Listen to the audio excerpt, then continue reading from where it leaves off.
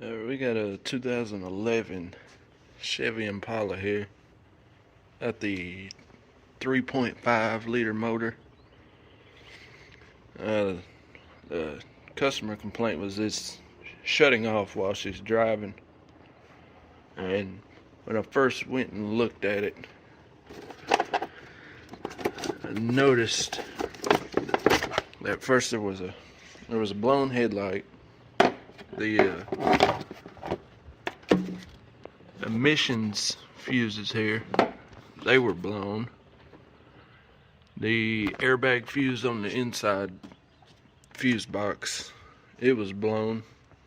There's a bunch of blown fuses on it. Okay, so we got it started. Got these leads across the negative and positive terminal of the battery.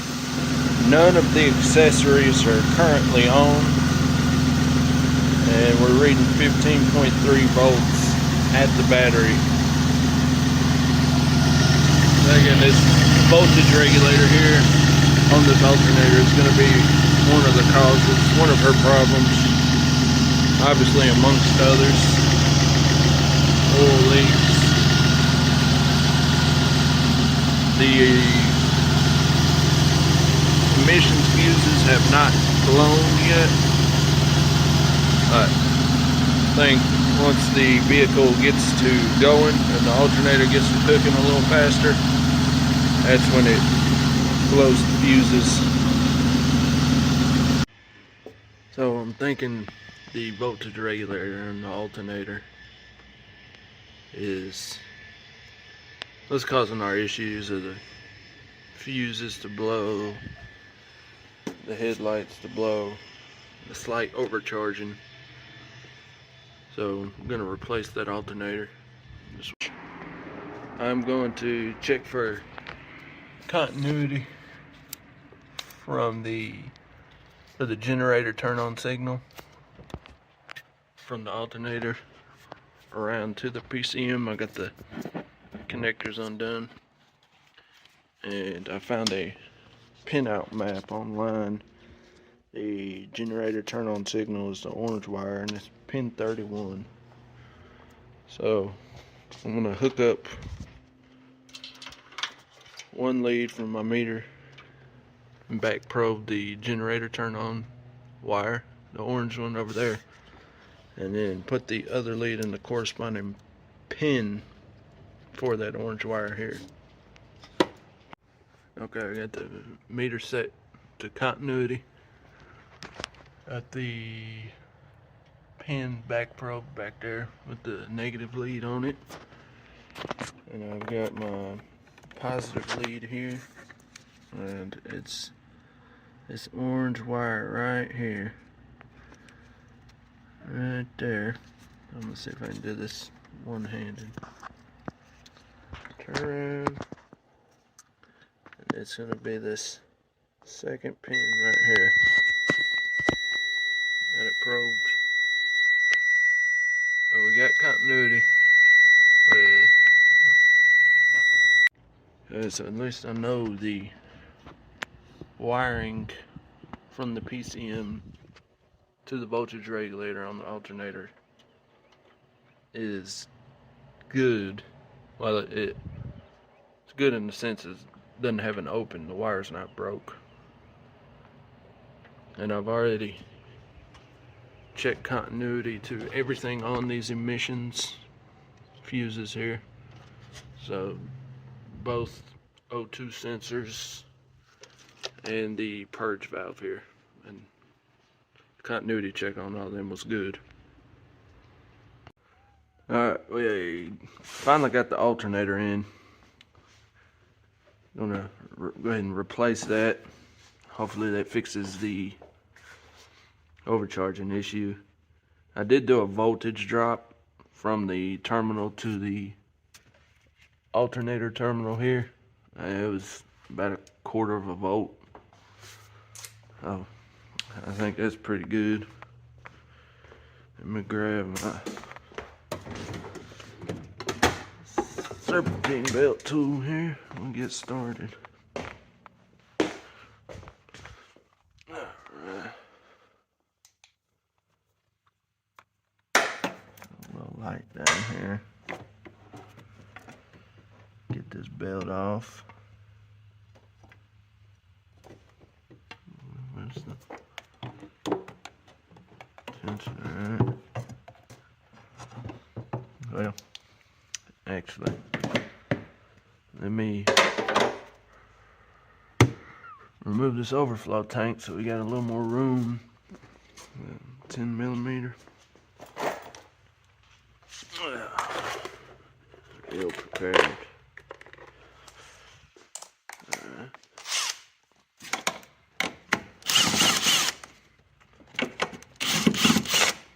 These little weird flange nuts. Put them up there.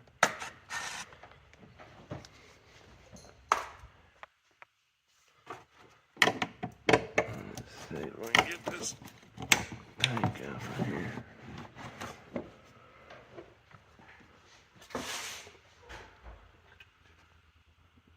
Yep, that's got a leak on it.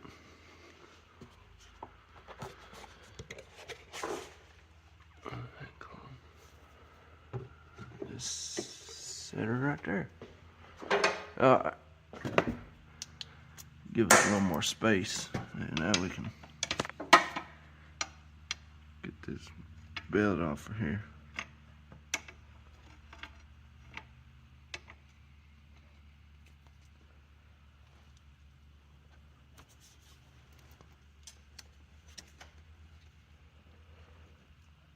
Alright.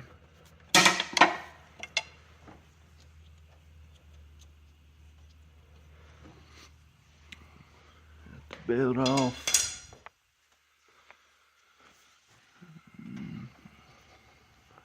Now, I'm just gonna get this alternator off, and before I put the new one on, she also wants the valve cover gaskets replaced to attempt to fix this oil leak.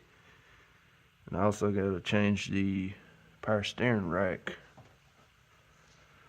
So see what we got here. Was that a 13?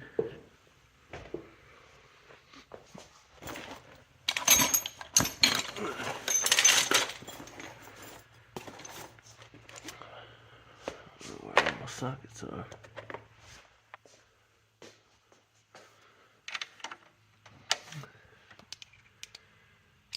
And yes, we've already got the battery disconnected.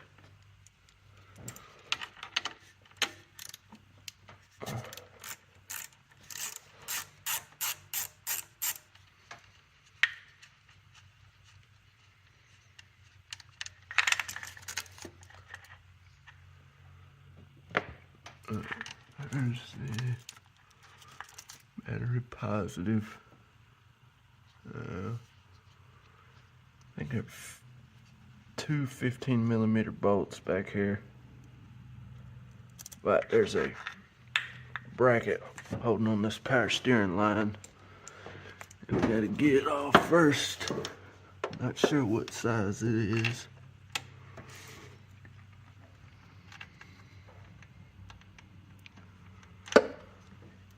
I think that's a 10 millimeter as well.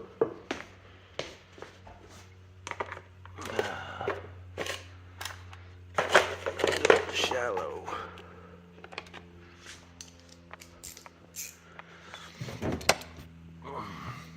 Let's see that. Yep, we're gonna need the deep well.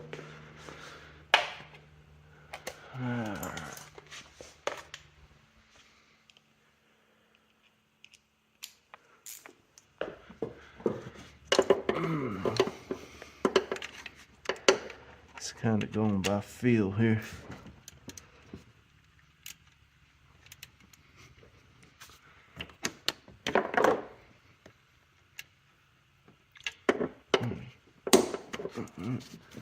We got it loose. Yeah. If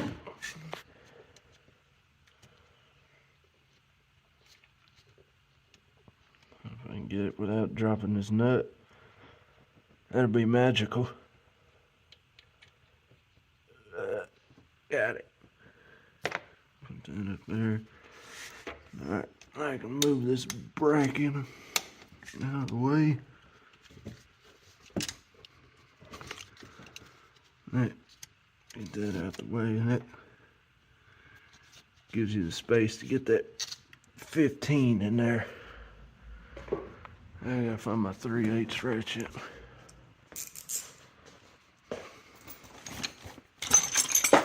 There it is. 10 there. Get that 15. Actually, I think we need the deep socket 15 for this. I'll bring that shallow one too, just in case.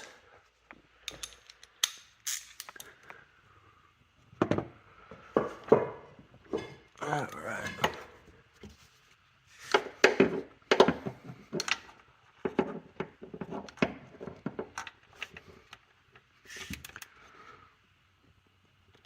It's really just going by feel here. I can't really see nothing myself.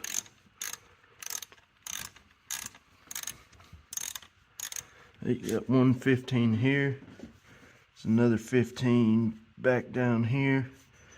And then this one here.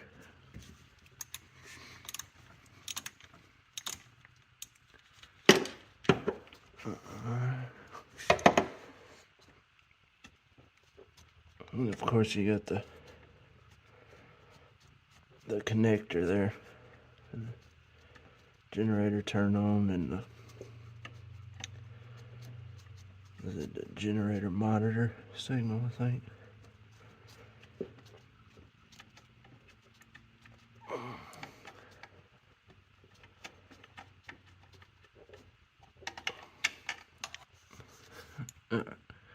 There's the first one.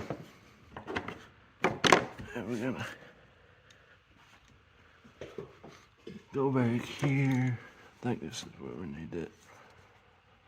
Yeah, we're gonna need the shallow one for this.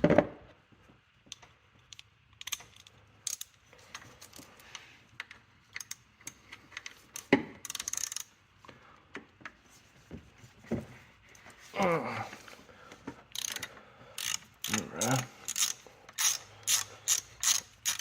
This one I think we just loosen from the block. It won't come all the way out. Just get it loose where it pulls freely. Leave it in the alternator case. That's it. That firewall won't let you come out. Let me grab a 3-inch extension. I got one in here somewhere.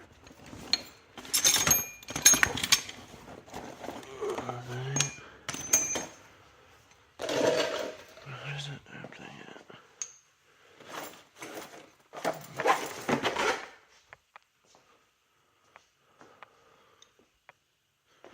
Ah, there it is.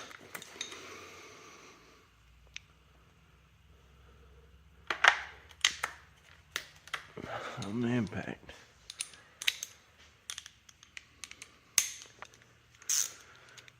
Alright. This last bolt. We should be able to get that alternator out of there after we get that connector.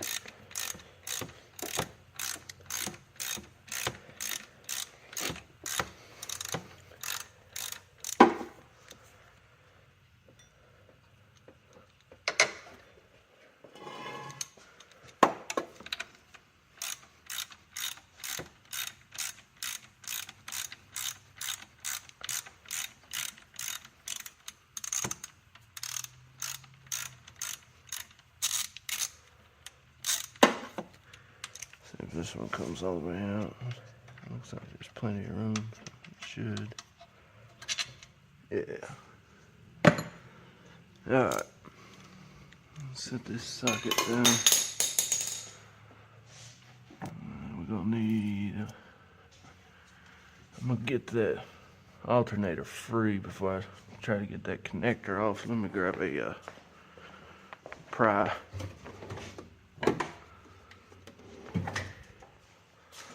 Little pry bar. A little pry bar action going on. Free it up. Alright. Got it free. Okay. Be gentle. Get over here to this connector here. Oh, nice, it's broke.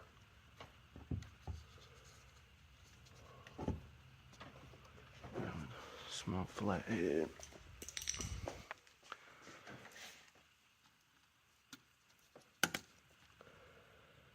That blue lock out. Boom.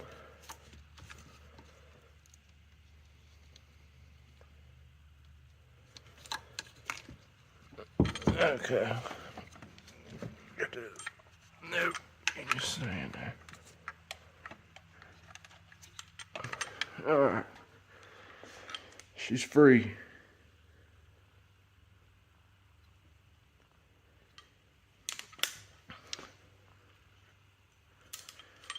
Let's set this to the side. We don't need the bolts out of it.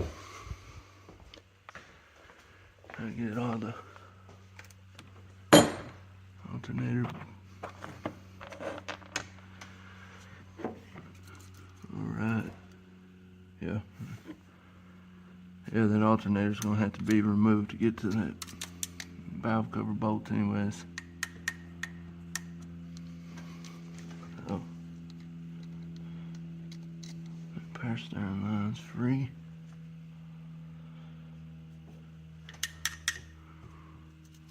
Alright. So we're gonna have to, that ignition coil is gonna have to come off.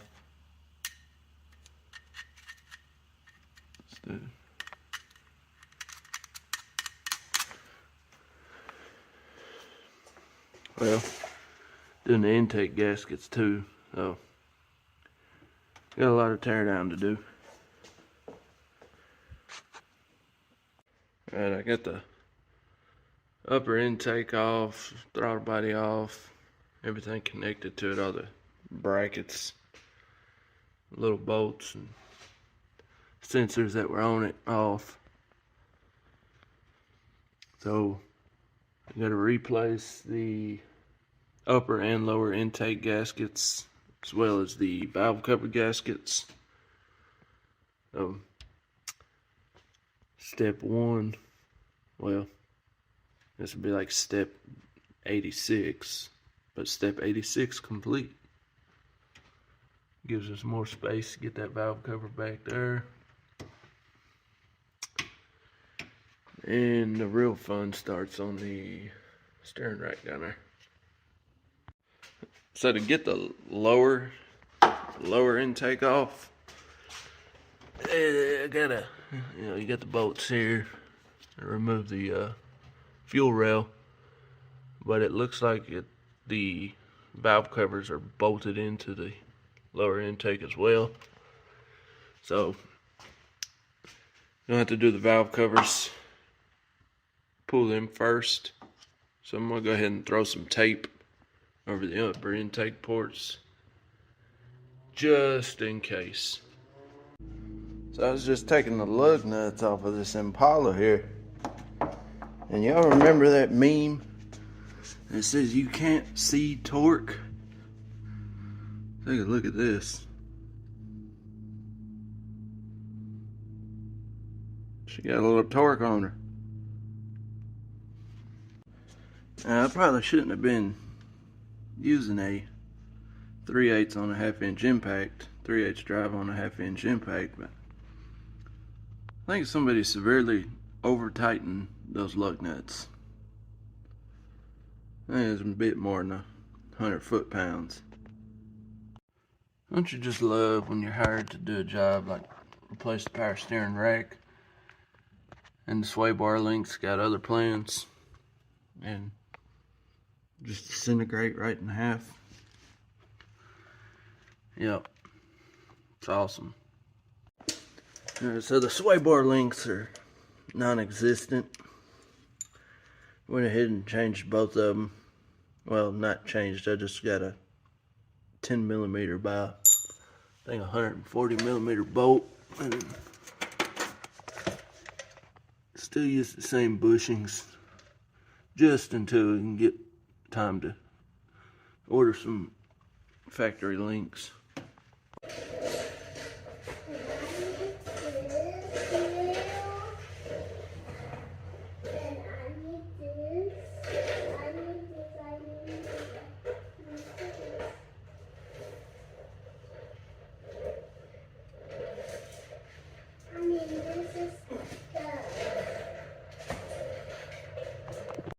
Changing the engine oil pressure sensor on this 2011 Chevy Impala with the 3.5. We're gonna test the circuit real quick. Now we're down on the connector down here. You can see we got our 5-volt reference. Just ground it out on one of the transmission cooler lines. Alright, now we're gonna test the ground. We got the test light on battery positive. Alright, on the negative line of the connector, you can see we get 12 volts, our ground's good. And then we're going to jump the 5-volt reference to the signal return and see what we get on the scan tool. It's going to take a jumper wire, jump the 5-volt reference to the signal return.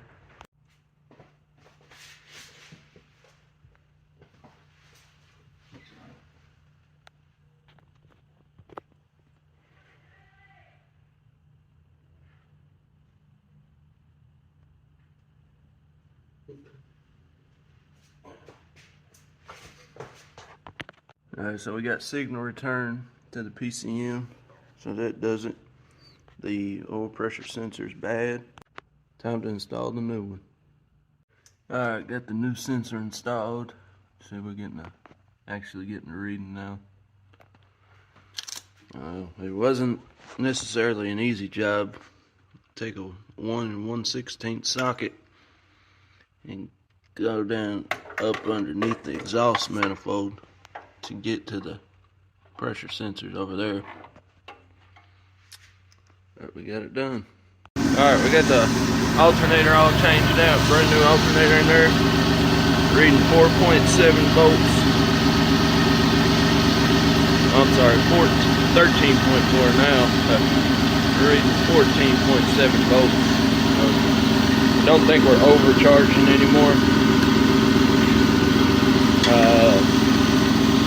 I also put a new steering rack in it. I mean, you can't really see, but got a brand new power steering rack, with new valve covers, and a upper intake manifold,